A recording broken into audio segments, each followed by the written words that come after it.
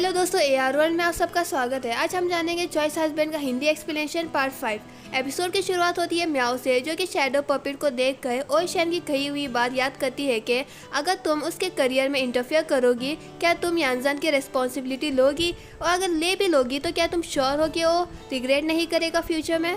यहाँ यानजान के फादर को क्रॉनिक इलनेस होती है जो कि अनट्रीटेबल है। यानजान इसका जिम्मेदार अपने आप को समझता है।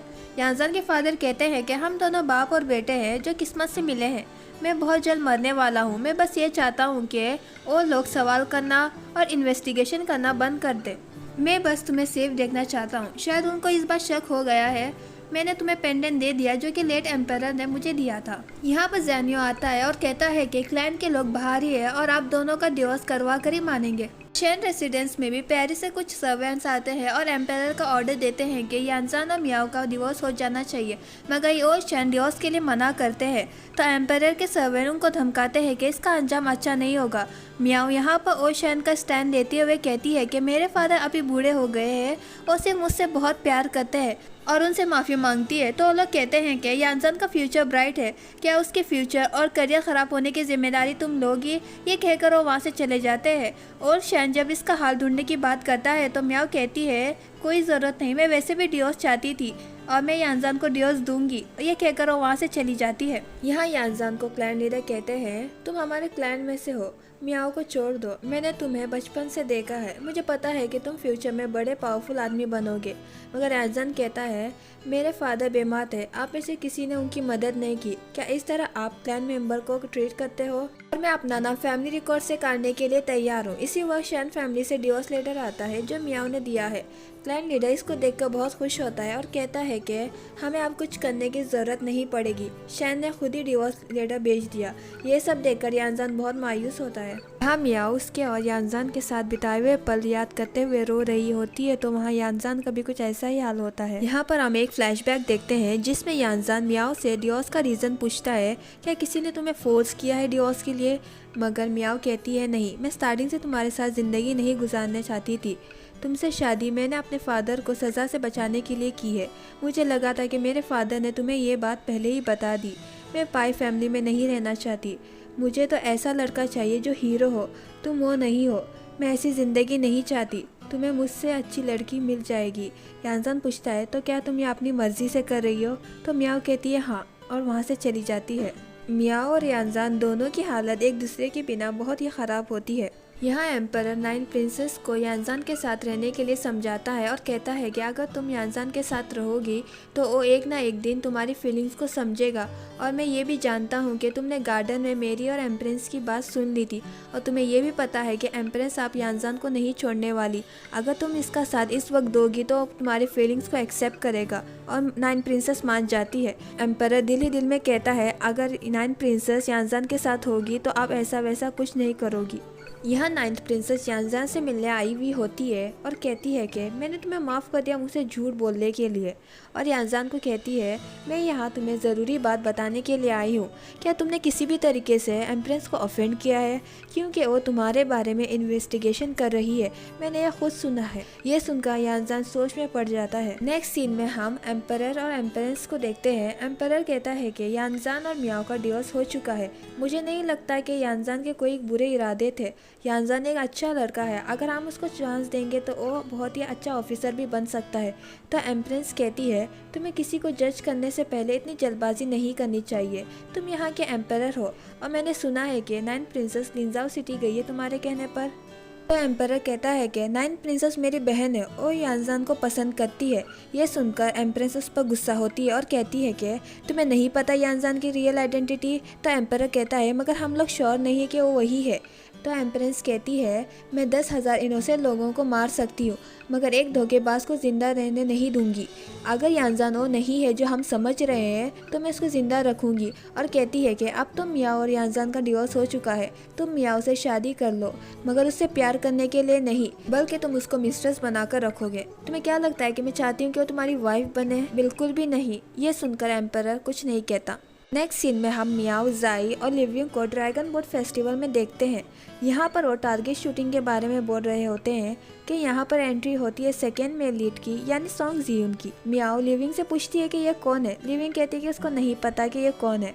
वहाँ पर यानजान भी होता है, तो ज़ाई यानजान को देखकर ब्रदर इन लॉ कहता है, तो मियाओ कहती है कि वो तुम्हारा ब्रदर इन लॉ नहीं है।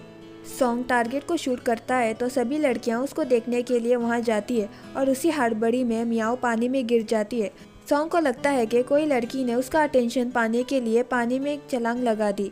यानजान मियाओ को बचाने जाता है, मगर सॉन्ग मियाओ को बचा लेता है और कहता है कि तुम्हें मिल गया जो मिलना था, मगर इसके लिए पानी में कूदना बहुत डेंजरस है। यानजान वह मियाओ को ब्लैंकेट से कवर करता है। ये देखकर सॉन्ग कहता है कि ये लड़की तो मुझे पसंद करती है। तो मियाओ यानजान से कहती है कि ऐसा कुछ नहीं जैसे तुम समझ रहे हो। सभी लोगों को लगता है कि मियाओ का अफेयर सॉन्ग के साथ है। मियाओ इस सब से बचने के लिए बेहोश होने की एक्टिंग करती है और यानजान उसको लेकर वहाँ से जाता है। यानजान मियाओ को लेकर उसके घर पर आता है और स्टेप मॉम को पता चलता है कि मियाओ तो एक्टिंग कर रही है। यानजान जब स्टेप मॉम से मियाओ से मिलने की बात करता है तो स्टेप मॉम उसे मना कर देती है, क्योंकि इन दोनों का तो डिवोर्स हो चुका है और एक लड़का और लड़की डिवोर्स के बाद एक ही कमरे में नहीं रह सकते। और यानजान ये सुनकर वहाँ से चला जाता है। यहाँ स्टेप मॉम मियाओ को आकर कहती है कि यानजान चला गया और मियाओ झट से उठ जाती है। ये देखकर स्टेप मॉम कहती है कि मुझे पता ही था कि तुम एक्टिंग कर रही हो। नेक्स्ट सीन में हम देखते हैं पहले से कोई और शैन से मिलने आता है और कहता है कि इस साल मिस्ट्रेस के सिलेक्शन में एम्परर मियाओ को अपनी मिस्ट्रेस बना सकते हैं अगर शैन फैमिली कोशिश करेंगी तो। मगर ये बात सुनकर ओल्ड शैन बिल्कुल भी खुश नहीं होता, क्योंकि ओल्ड शैन नहीं चाहता कि मियाओ मिस्ट्रेस बनकर रहे। यहाँ लिंजाओ सिटी में कुछ रूमर्स फैले हुए हैं, जैसे मियाओ का अफेयर सॉन्ग के साथ और यानजान ब्रूटल जाता है प्रोस्टिट्यूट के लिए और जिसकी वजह से उसको बहुत जल्द सज़ा भी मिलने वाली है। यहाँ पर कांस्टेबल जाओ पाए रेसिडेंस के बाहर होते हैं और बहुत से लोग उनको फ्लावर पॉट लाकर देते हैं और कहते हैं कि यानजान को सब्र रखना चाहिए, जो कुछ भी होगा अच्छे के लिए ही होगा। ये सब सुनकर कांस्टेबल जाओ तो बहुत ही कंफ्यूज हो जाता है। सिर्फ यहीं पर ही नहीं बल्कि शहर रेसिडेंस में भी कुछ ऐसा ही हाल है।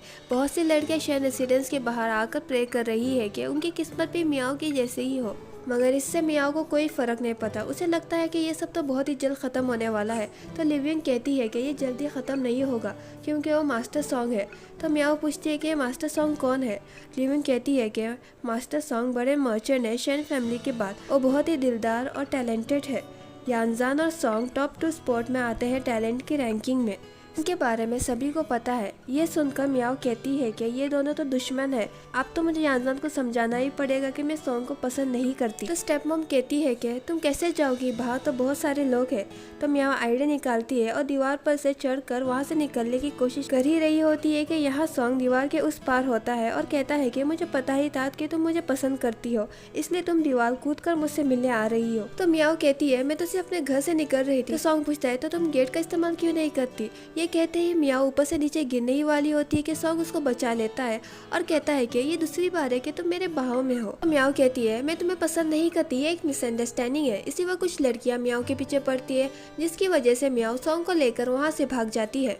नेक्स्ट सीन में हम 9 प्रिंसेस को देखते हैं जो यानजान को लिंजाओ सिटी घुमाने की बात करती है और कहती है कि ये एम्परर का ऑर्डर है, मगर यानजान कहता है कि मैं बिजी हूँ। तो 9 प्रिंसेस कहती है अगर मुझे अच्छा लगा तो मैं यहाँ से कल चली जाऊंगी। ये सुनकर यानजान मान जाता है। यहाँ मियाओ और सॉन्ग एक रेस्टोरेंट में होते हैं, तो मियाओ उसको घूर घूर कर देख रही होती है। तो सॉन्ग कहता है मियाओ मियाओ तुम मुझे घूर कर क्यों देख रही हो। तो मियाओ कहती है मास्टर सॉन्ग क्या ये रूट नहीं है कि तुम किसी डिवोर्स हुई लड़की को उसके निकनेम से बुलाओ। तो सॉन्ग कहता है मैंने ये पहली बार देखा है कि कोई डिवोर्स हुई लड़की मुझसे मिलने के लिए दीवार चढ़कर आई है। तो मियाओ कहती है तुम्हें क्या चाहिए मेरा पीछा छोड़ने के लिए। तो सॉन्ग कहता है मेरी शादी नहीं हुई और तुम्हारी भी, तुमने मुझे हक किया, अब तुम्हें मेरी रिस्पॉन्सिबिलिटी लेनी पड़ेगी। तो मियाओ कहती है मैं तुम्हें इसके लिए पे कर सकती हूँ, बताओ कि तुम्हें कितने पैसे चाहिए। तो सॉन्ग कहता है तुमने ये कहकर मेरा दिल तोड़ दिया।